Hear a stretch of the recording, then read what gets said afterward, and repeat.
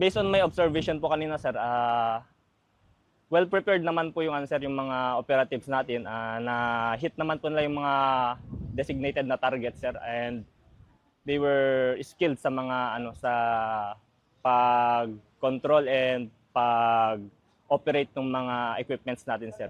And at the same time sir, makikita naman natin sir yung mga equipments natin sir is reliable naman po sir. Kaya niyang i-neutralize yung mga enemies na or yung mga target na designated na dapat nilang i-hit.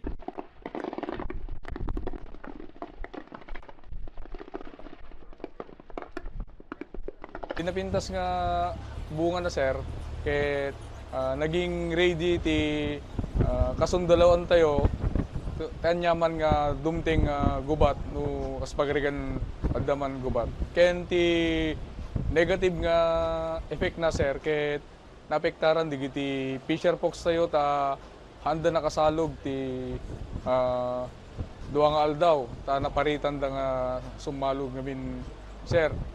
Ket nangro na ket season ti gubi pray ita, ket di naglabas ng aldaw, adu tinaala daw.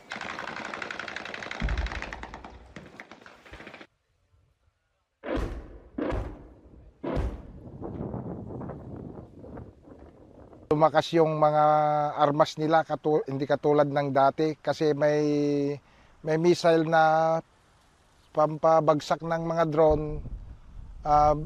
Segundos lang ang bilis nun. Natamaan na yung isang drone kanina.